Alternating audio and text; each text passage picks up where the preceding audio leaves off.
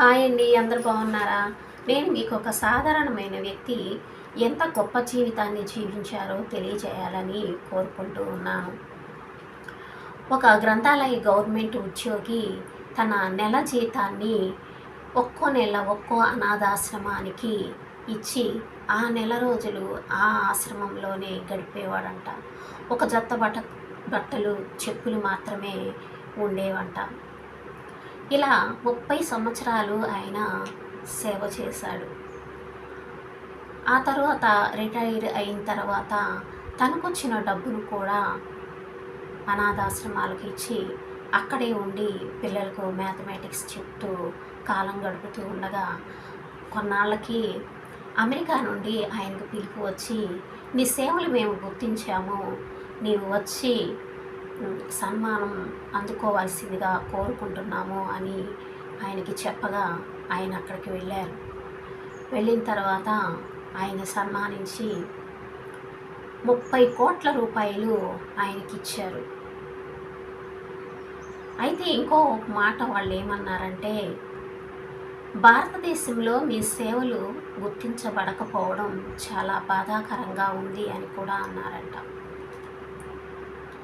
ఆయన మరి ఆ 30 కోట్ల రూపాయలు తీసుకొని మరలా అనాథాశ్రమాలకు వెళ్ళి అక్కడ ఒక్కొక్క అనాథాశ్రమానికి 1 కోటి రూపాయల చొప్పున ఇచ్చారంట.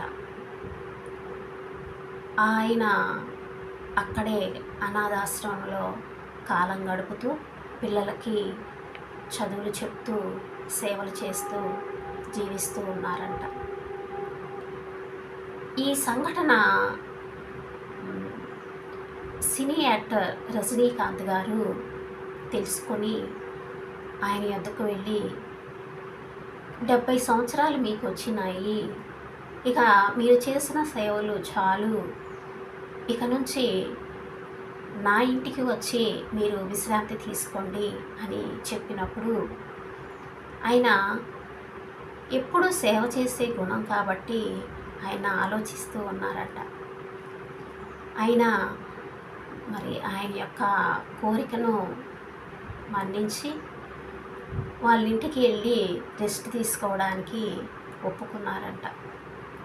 అలా వెళ్ళినప్పుడు రజనీకాంత్ గారు ఎవరికీ చెప్పకుండా ఆదివారం రోజు ఆశ్రమాలకు వెళ్ళి పిల్లలకు చదువులు చెప్తూ పాటలు పాడిస్తూ ఆదివారం అంతా వాళ్ళతోనే గడిపి సోమవారం ఉదయాన్నే ఇంటికి వచ్చేవారట. చూసారా ఆయన యొక్క సేవా జీవితం. ఒక సాధారణమైన ఉద్యోగి రజనీకాంత్ గారిలో మార్పును తీసుకొని వచ్చిందంటే ఆయన సేవ ద్వారా రజనీకాంత్ గారు కూడా సేవ చేస్తూ ఉన్నారంటే ఎంత గొప్ప విషయం. మనము మన చుట్టుపక్కల ఉన్నవాళ్ళు, మన కుటుంబ సభ్యులు మంచి చేస్తే మంచి చేస్తాము, చెడు చేస్తే చెడు చేస్తాము. మనం అయితే ఒక పేదవాడికి 10 రూపాయలు ఇచ్చి, ఆహా నేను చాలా గొప్ప పని చేశాను, ఇక నేను పరలోక రాజ్యమే నాకు ఇంకా అని అనుకుంటాము. ఇంకా ఇతరులకు చెప్పుకుంటూ ఉంటాం, చూసారా నేను ఆయన కష్టంలో ఉంటే నేను ఆయన ఆదుకున్నాను అని కూడా మనం గొప్పలు చెప్పుకుంటూ ఉంటాం. కానీ మన గొప్పలు ఈ సాధారణమైన వ్యక్తి చేసిన త్యాగానికన్నా గొప్పవి కాదు కదా. అనేక మంది ఈ రోజుల్లో అధికారం కోసం ఎన్నో చీకటి కోణాలు చేస్తూ ఉన్నారు. వాళ్ళు విలాసవంతమైన జీవిస్తూ వాళ్ళ కుమారులకి తర్వాత అతని మనమళ్ళకి కూడా సంపాదించి పెట్టాలని దురుద్దేశాలతో చేయరాని పనులు చేస్తూ సంఘంలో ఒక గౌరవింపబడిన వ్యక్తులుగా ఉండాల్సిన వాళ్ళు సంఘానికి మంచి పనులు చేయాల్సిన వాళ్ళు సంఘాన్ని దోచుకు తింటూ ఎంతోమంది ఉన్నారు. ధనకాంక్ష సర్వ అనర్థాలకు మూలము. ధనకాంక్ష వల్ల ఎంతోమంది వారి జీవితాలను అనేక విధాలుగా పాడు చేసుకుంటూ ఎన్నో అన్యాయపు పనులు చేస్తూ ఇతరులకు హాని చేస్తూ డబ్బు సంపాదిస్తూ ఉన్నారు. ఎన్నో హత్యలు చేస్తూ ఉన్నారు. ఎన్నో ఘోరమైన నేరాలు చేస్తూ ఉన్నారు. ఎన్నో కుటుంబాలను రోడ్డుకి ఈడుస్తూ ఉన్నారు. ఒక సాధారణమైన వ్యక్తి, కూటికి గతిలేని వ్యక్తి కూడా తన విలువలను కాపాడుకోవడానికి నిజాయితీగా ఉండాలని కోరుకుంటూ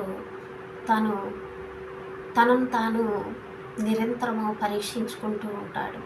కానీ ఎంతో గొప్ప స్థాయిలో ఉన్న, ఉన్నతమైన స్థానంలో ఉన్న అధికారులు మాత్రం ఎన్నో తప్పులు చేస్తూ, నేరాలు చేస్తూ, తన విలువలను పోగొట్టుకుంటూ చివరికి ఉన్నతమైన వ్యక్తిగా భావించిన ప్రతి ఒక్కరి దృష్టిలో ఎంతో నీచమైన వ్యక్తులుగా మిగిలిపోతూ ఉన్నారు.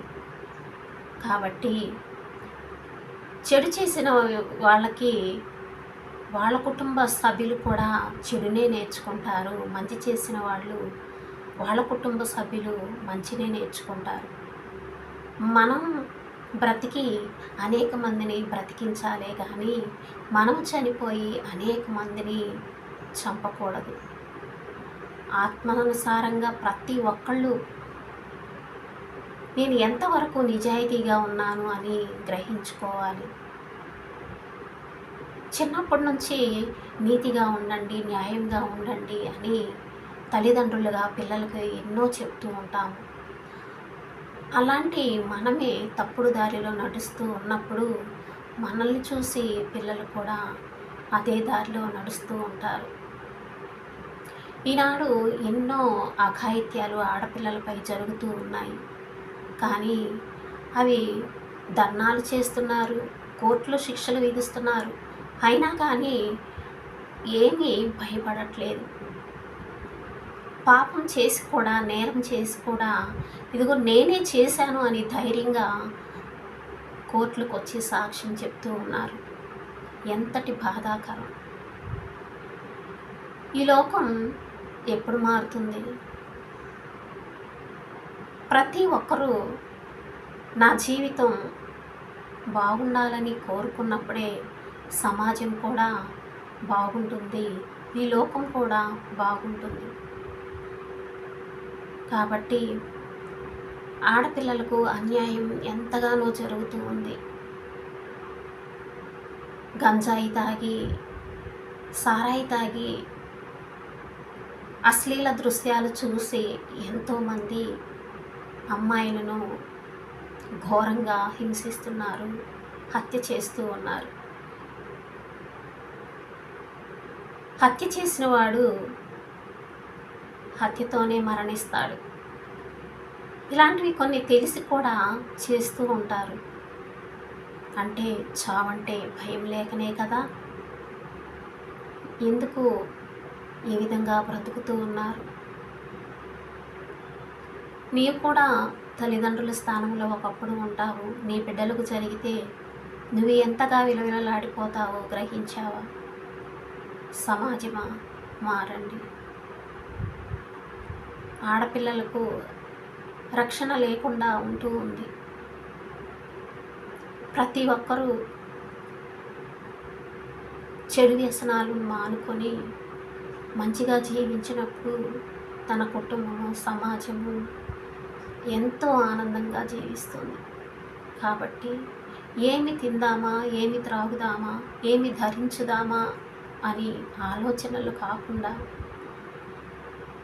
ఈ లోకంలో నేను ఎంతమందికి ఆకలి బాధను తీరుస్తున్నాను, ఎంతమంది హృదయాలలో సంతోషాన్ని నింపుతున్నాను అనే విషయాలను గురించి ఒక్కసారి జ్ఞాపకం చేసుకొని, ఒక్కసారి ఆత్మ పరిశీలన చేసుకొని ఈ లోకంలో మంచిని చేద్దామని ప్రతి ఒక్కరూ నిర్ణయించుకోవాలి. కాబట్టి నేను చెప్పే దాంట్లో ఏదైనా దోషము, లోపము ఉంటే నన్ను క్షమించి మీరు మారాలని ఆ దేవుణ్ణి ప్రార్థిస్తూ ఉన్నాను.